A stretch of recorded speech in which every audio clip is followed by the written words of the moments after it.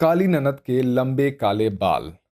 मेघा, मेघा, अरे ओ मेघा रानी, कहाँ मर गई? भाभी की आवाज सुनकर मेघा भागी भागी बाहर आती है। जी भाभी, आपने बुलाया? क्यों री कल्लो माई, कान क्या कोल्हापुर छोड़ाई है? वो भाभी, मैं चोटी बना रही थी। लो जी सुन लो, यहाँ भाभिया भूख से मर रही है और हमारी काली कलूटी ननन को बाल संवारने की पड़ी है। चुपचाप जाकर चाय बना, वरना ना तेरे लंबे बाल बचेंगे ना तेरी चोटी, फिर रास्ते चलते लोगों का मसीहा नहीं बन पाएगी। ये सुनकर मेघा अपनी भाभियों के लिए चाय बनाने जाती है, तभी दूध फट जाता है। भाभी, मैं चाय बना रही थी मगर दूध फट गया, आप मुझे थोड़े पैसे दे दीजिए, मैं दूध ले आती हूँ। ये सुनकर घमंडी आहाना गुस्से से बौखलाकर बड़ी बेरहमी से अपनी काली ननद के बाल खींचते हुए उसे मारने लगती है। क्यों रे मेरी काली ननद, पैसे क्या पेड़ पर उगते हैं जो जब मन चाहा तोड़ लिया? सुबह के 7 बजे तक घोड़े बेचकर सो रही थी, अगर तूने दूध उबाल दिया होता तो दूध ना फटता। काम डाउन आहाना, अरे ऐसे चिल्लाओगी तो बेचारी हमारी काली ननद डर जाएगी। मैं तो कहती हूँ फ्री फोकट में दूध पर पैसे खर्च करने की जरूरत ही क्या है? वैसे भी घर का काम खत्म करने के बाद ये कल्लो माई करती ही क्या है? क्यों ना हम एक गाय खरीद ले, फिर हमें दूध मक्खन पनीर पर पैसे नहीं खर्च करने पड़ेंगे। तुम ठीक कह रही हो चारू। ये कहानी है मेघा की। ज्यादा उभरी हुई सुंदरता तो नहीं कह सकते, मगर मेघा मदद करने वाली मन की जितनी सुलझी और साफ दिल की थी उतनी ही घमंडी थी। उसकी तीनों भाभी आहाना, चारू और कीर्ति जो मन ही मन मेघा के लंबे बालों से चिढ़ा करती थी, साथ ही मेघा को उसके काले रंग के लिए हर दिन ताना कसती थी। मेघा की माँ सुमित्रा चाह कर भी उसके लिए कुछ नहीं कर पाती थी, क्योंकि सच तो ये था कि सुमित्रा के हाथों में कुछ भी नहीं था। पति के स्वर्गवास होते ही उसकी तीनों बहुओं ने बड़ी चालाकी से घर की बागडोर उससे छीन ली थी। मेघा, मेरी बच्ची, अपनी इस लाचार माँ को माफ कर देना। मेरी आंखों के सामने तेरी तीनों भाभी तुझ पर इतना जुल्म ढाती है, मगर मैं कुछ भी नहीं कर पाती। माँ, आप क्यों माफी मांगती हो? जाने विधाता ने मेरा भाग्य कौन से कलम से लिखा है, वही जाने। गाय के आ जाने से मेघा पर दोहरी मेहनत पड़ जाती है। बेचारी ननद एक सुबह से उठकर रात ढलने तक अपनी भाभियों के इशारे पर भूखी प्यासी रहकर नाचती रहती थी। क्यों री काली कामचोर, पिछले घंटे भर से तू बर्तन घिस रही है और वहाँ गौशाला में बंधी गाय भूख से रंभा रही है, उसे चराने ले जा। मगर कीर्ति भाभी, अभी तो बाहर कड़ी धूप और गर्मी हो रही है। आहा, क्यों रे कोयला खदान, तू क्या कही कि अप्सरा मेनका है जो धूप में जाने से तेरा गोरा रंग ढल जाएगा? चल, गाय का खूंटा खोल और उसे लेकर जा। दिन भर काम करके थक कर चूर हुई मेघा गाय को चराने के लिए खेत में खूंटा गाड़ देती है और नदी में एक बछिया को डूबता देखकर भागकर उसे अपने लंबे बालों के सहारे बचाकर बाहर निकालती है। तभी उसकी नजर पानी में उभरे अपने काले चेहरे पर चली जाती है। उसकी आंखों में आंसू भर आते हैं। भगवान ने मुझे लंबे घने बाल तो दिए जिससे मैं सभी की मदद करती हूँ, मगर साथ ही इस काले रंग की कुड़न भी दी है। मेरे काले रंग के कारण भाभी मुझसे कटी कटी रहती हैं। मेघा फूट फूट कर रोते हुए फूल पेड़ नदी से अपना दुख साझा करती है और शाम ढलने पर गाय को लेकर घर चली आती है। उसके मुरझाए चेहरे पर भूख की ललक सौंधे तौर पर झलक रही थी। मेघा भागकर रसोई में आती है, जहां कढ़ाई में उसका मनपसंद मूंग दाल का हलवा रखा होता है, जिसे देखकर मेघा के मुंह में पानी आ जाता है और थोड़ा सा हलवा लेकर वो खाने बैठ जाती है। अपनी काली ननद को चाव से हलवा खाते देखकर तीनों घमंडी भाभियां गुस्से से तिलमिलाकर हलवा छीनकर उसके बाल खींचने लगती है। आह भाभी, आप तीनों मेरे बाल क्यों खींच रही हैं? अब मैंने क्या कर दिया? देखो तो कैसे भोली बन रही है। ये हलवा हमने अपने लिए बनाया था, तू किससे पूछकर ये हलवा ठूसने बैठ गई? भाभी, मुझे बहुत जोरों की भूख लगी थी। हमने क्या तेरी भूख का ठेका लिया है जो अपनी भूख के लिए तू हम तीनों भाभियों का हिस्सा हड़प जाए? तू ये हलवा खाएगी तो रात की बासी रोटी क्या तेरा मरा हुआ बाप खाएगा? बस कीजिए भाभी, आप तीनों पिताजी को बीच में मत लाइए। काली कलूटी, हमसे जुबान लड़ाती है, आज तुझे मजा चखाना ही पड़ेगा। ऐसा कहकर पत्थर दिल भाभी अपनी लाचार ननद पर बिल्कुल भी तरस नहीं खाती और उसके बाल खींच खींच कर बहुत मारती है। हाँ माँ, बचाओ मुझे। भाभी, मेरे बाल छोड़ दीजिए, मेरे बालों ने आपका क्या बिगाड़ा है? आज हम तीनों तुझे गंजा कर देंगी। बड़ा इतराती है ना अपने लंबे काले बालों पर। आज हम तीनों तेरे बाल काट कर छोड़ेंगी। कीर्ति, कैंची ले आ। कीर्ति जल्दी से कैंची लाकर अपनी ननद के बाल काटने ही वाली होती है कि तभी उन्हें दरवाजे पर कोई धमक सुनाई देती है और जैसे ही वो देखते हैं तो तीनों के पति दरवाजे से अंदर आ रहे होते हैं तो उनके चेहरे पीले पड़ जाते हैं। और वो मेघा को छोड़ देते हैं। कान खोल कर सुन ले मेघा रानी, अगर तूने अपने भाइयों के सामने अपना मुंह खोला ना तो हमसे बुरा कोई नहीं होगा। मेघा अपने आंसू पोंछकर झूठी मुस्कान के पीछे अपनी बेबसी लाचारी छुपा लेती है। क्या बात है, आज घर में इतनी शांति क्यों छाई हुई है? मेघा, तेरी आंखें इतनी लाल सी क्यों है? कुछ नहीं भैया, मेरी आंखों में कचरा चला गया था। आप तीनों भाई थक गए होंगे, चलिए आराम कर लीजिए। तीनों चंड चालाक भाभी अपने अपने कमरे में चली जाती है और सुमित्रा कहती है, बेटी, तूने अपने भाइयों को बता क्यों नहीं दिया कि तेरी भाभियां तुझ पर कितना जुल्म ढाती है? क्योंकि माँ, मैं नहीं चाहती कि मुझ अभागन के कारण मेरे भाइयों का घर टूटे। ऐसे ही दिन बीतते जाते हैं, मगर मेघा के लंबे बालों से अक्सर तीनों भाभियां जला करती थी और किसी न किसी बहाने से बेचारी मेघा के सीधेपन और बेबसी का फायदा उठाकर उस पर अत्याचार किया करते थे। और एक दिन, अहाना, चारू, अब ये छोटी मोटी चाल से बात नहीं बनेगी। हमारी ननद अब शादी के लायक हो चुकी है।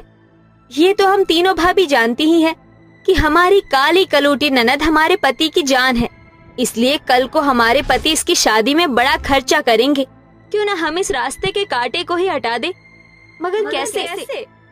इस पर कीर्ति अहाना और चारू के कान में फुसफुसाती है और सभी मेघा के पास आते हैं। मेघा, हमारी प्यारी ननद, अपनी भाभियों को माफ कर दो। तुम बहुत अच्छी हो, हम ये समझ ही नहीं पाए। अब हम ननद भाभी साथ मिलकर रहेंगे। मैं जानती थी भाभी, एक न एक दिन मेरी भाभी मुझ बदनसीब को जरूर अपनाएंगी। अरे रिश्ते सही हो गए हैं, क्यों ना हम ननद भाभी भगवान के घर से नई शुरुआत करें। भोली भाली ननद अपनी भाभी के मंसूबों को भाप नहीं पाती और उनके साथ हरिद्वार दर्शन करने चली जाती है और साथ ही भाभियों के साथ नदी में नहाने उतरती है। तभी उसकी तीनों भाभियां उसे जोर से धक्का देने ही वाली होती है, मगर मेघा साइड हो जाती है और नदी की तेज लहर उन तीनों भाभियों को बहाकर आगे ले जाती है। बचाओ, बचाओ, कोई हमें बचाओ। हे भगवान, ये क्या हो गया? भाभी, अब घबराओ मत, मैं आती हूँ। ये कहकर मेघा पानी में खड़ी हो जाती है और अपने लंबे बालों की चोटी अपनी भाभियों को बचाने के लिए बढ़ा देती है। भाभी, मेरी चोटी पकड़ लो। कीर्ति मेघा की लंबी घनी चोटी पकड़ लेती है और आत्मविश्वास से भरी ननद अपनी तीनों भाभियों को बाल के सहारे खींचकर पानी से बाहर ले आती है। घाट पर मौजूद श्रद्धालु ये देखकर मेघा के हौसले की दाद देते हैं। इसी के साथ तीनों भाभियों की आंखों के सामने अपनी सारी गलतियां झांकने लगती है, जिसे सोचकर उनकी आंखों में आंसू भर आते हैं और वो अपनी गलतियां मानकर कहती हैं, हमें माफ कर दो मेघा। सच तो ये है कि हम तुम्हारी जान लेने के लिए यहाँ आए थे, शायद इसीलिए हमारी चाल हम पर ही भारी पड़ गई। हमने तुम्हारे साथ कितना गलत किया। तुम्हें हर दिन अपने इशारों पर नचाया, भूखे प्यासे रखा, नौकरों की तरह काम करवाया, और तुम फिर भी हम पर जान न्यौछावर करती रही। भाभी, जो बीत गया उसे भुला दीजिए। आप तीनों मेरी भाभियां हैं और हमेशा रहेंगी। ये सुनकर गोरी भाभियों का घमंड चूर चूर हो जाता है और वो खुशियों से भरकर अपनी काली ननद को गले से लगा लेती है और सभी खुशी खुशी रहने लगते हैं। वहीं मेघा अक्सर अपने लंबे बालों से परेशानी में पड़े लोगों की मदद करती है। इमली और बिंदिया की शादी राहुल और राज से हो जाती है, जिसके बाद वो शहर में बसे अपने ससुराल दिल्ली आ जाती है, जहाँ उनकी सास संगीता उनका गृह प्रवेश कराती है। इमली बहू, बिंदिया बहू, इस कलश को गिराकर अंदर आ जाओ। जी अम्मा जी। बड़ा सा ससुराल देखकर दोनों बहुएं कहती हैं, देसी टशन में बोलती हैं, हाय दैया, ये तो एकदम फिल्म स्टार पवनवा घर जैसा है बिंदिया। इमलिया, अगर ऐसा घर हमारे गांव में होए तो गर्दा गर्दा मच जाई। डिस्गस्टिंग। अभी तुम दोनों को आए 1 मिनट ही हुआ है और तुम दोनों ने गवारपंती दिखानी शुरू कर दी। कायदे में रहकर बात करो जेठानी जी। पूरे जबलपुर गांव में हम जुगाड़ू बहन के नाम से पुल्टू फेमस है। तुम दोनों देवरानी जेठानी ने अभी से ही नोक झोंक शुरू कर दी है। राहुल, राज बेटा, बहुओं को कमरे में ले जाओ। उस वक्त तो संगीता बात को संभाल लेती है। अगले दिन सुबह के 4 बजते ही दोनों बहुएं उठकर घर की सफाई करने लगती हैं, जिसे जिया की आंख खुल जाती है। ये कैसी आवाज है? कहीं किचन में बिल्ली तो नहीं घुस गई? जाकर देखती हूँ। जैसे ही जिया किचन में आती है तो वो देखती है कि उसकी दोनों देसी देवरानियां मिट्टी से बर्तन मांज रही होती हैं। अरे मेरी मंद बुद्धि देवरानियों, तुम दोनों मिट्टी से बर्तन मांजकर गंद क्यों मचा रही हो? और तुम दोनों को नींद नहीं आ रही है क्या, जो आधी रात के 4 बजे खटर पटर करके हमारी नींद खराब कर रही हो? उका है ना जेठानी जी, हमरे जबलपुर में तो 4 बजे सुबह हुई जात है। और हमारे गांव में तो मिट्टी से बर्तन मांजते हैं, इससे बर्तन भी चकाचक चमक जाते हैं और साबुन के पैसे भी बच जावत है।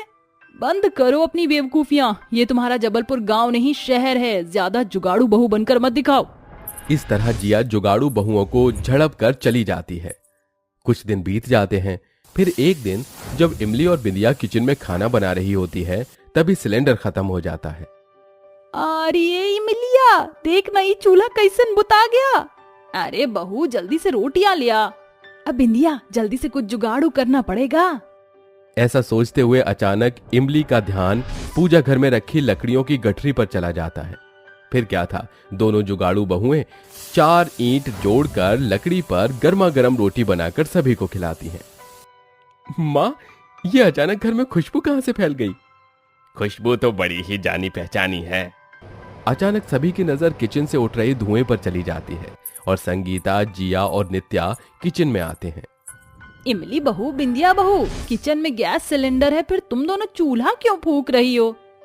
अम्मा जी, सिलेंडर तो कब के टाटा बाय बाय बोल दिया, इसलिए हम और इमलिया जुगाड़ लगाकर काम चला लिए।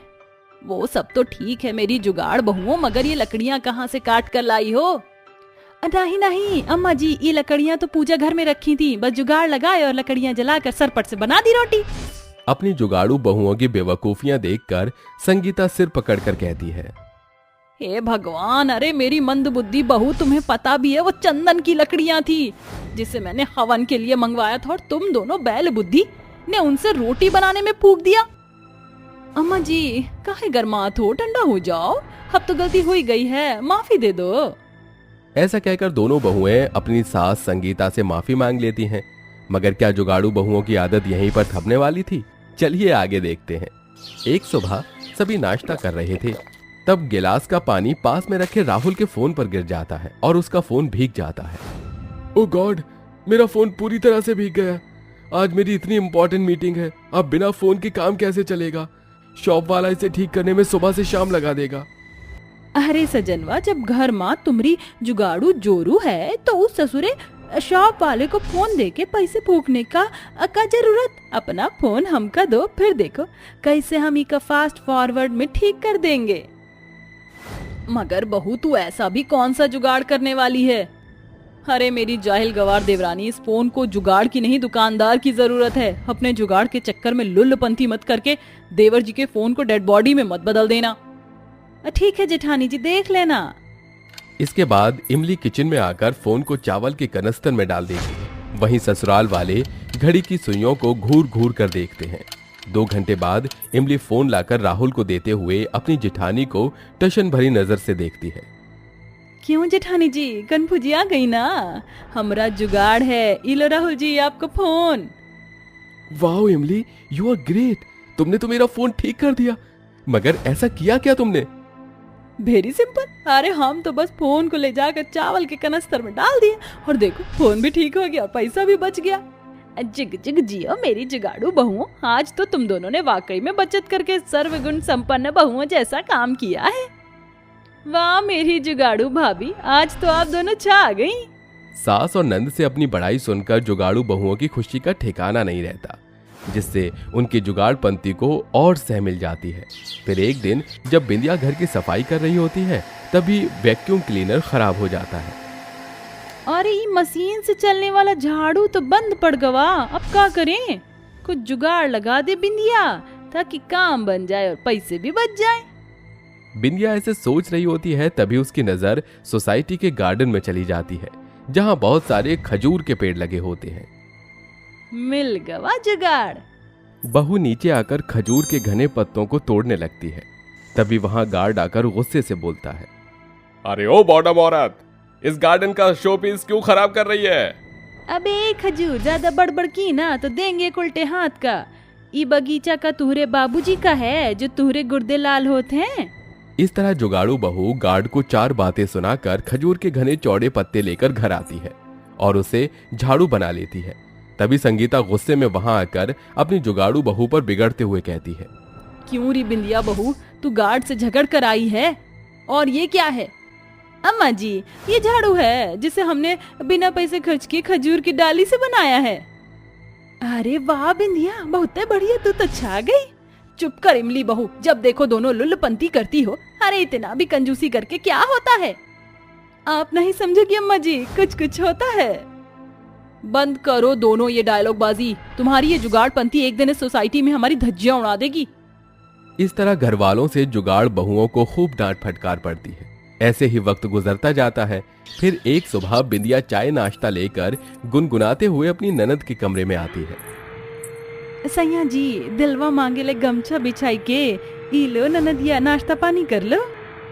रख दो भाभी, अभी मैं अपने बाल सुखा रही हूँ। ऐसा कहकर नंद हेयर ड्रायर से बाल सुखाकर नाश्ता करके कॉलेज के लिए निकल जाती है। तभी उसी शाम तेज बारिश होती है, जिससे सारे कपड़े भीग जाते हैं। अरे बिंदिया बहू, मेरा नीला वाला कुर्ता प्रेस कर देना, कल सुबह मुझे वही पहन कर जाना है। जी ससुर जी। इसके बाद बिंदिया इमली के कमरे में आती है। अरे का हुआ बिंदिया, कोनो परेशानी है का? हाँ इमलिया, एक तो परेशानी हुई गई, सारे कपड़े बारिश में भीग गए और ससुर जी को अपना कुर्ता कल सुबह तक सूखा चाहिए। बस इतनी सी बात, तेरी जुगाड़ू बहन है ना।